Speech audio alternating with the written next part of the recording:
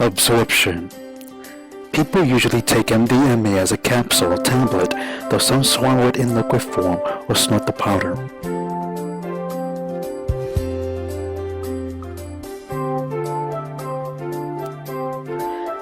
Ecstasy molecules that have entered the bloodstream from the stomach and small intestines then travel to the liver. In the liver, some of the ecstasy is metabolized to inactive compounds, and the rest is carried through the veins to the heart. Distribution. The ecstasy is pumped to the lungs along with the blood, which becomes oxygenated and then returns to the heart.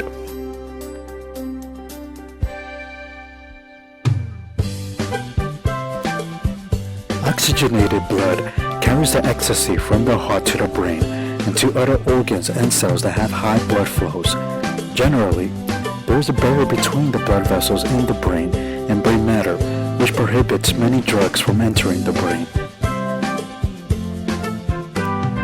However, ecstasy is predominantly in its nonpolar form in blood, and therefore crosses the barrier into the brain inside. It would take about 15 minutes for ecstasy to reach the brain if taken on an empty stomach.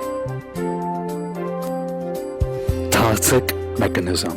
MDMA increases activity of three brain chemicals. Dopamine causes a surge in euphoria and increased energy/activity. Norepinephrine increases heart rate and blood pressure, which are particularly risky for people with heart and blood vessel problems.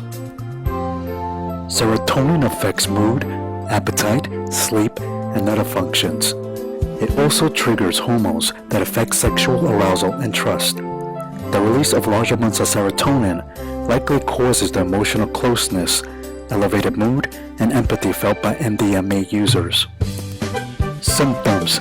MDMA's effects last about 3 to 6 hours on average, although many users take a second dose as the effects of the first dose begin to fade. This can lead to a spike in body temperature that can occasionally result in liver, kidney, heart failure, or even death. Symptoms include sweating, dry mouth, increased heart rate, fatigue, muscle spasm, and hyperthermia. Thus, ecstasy can disrupt the ability of the brain to regulate body temperature.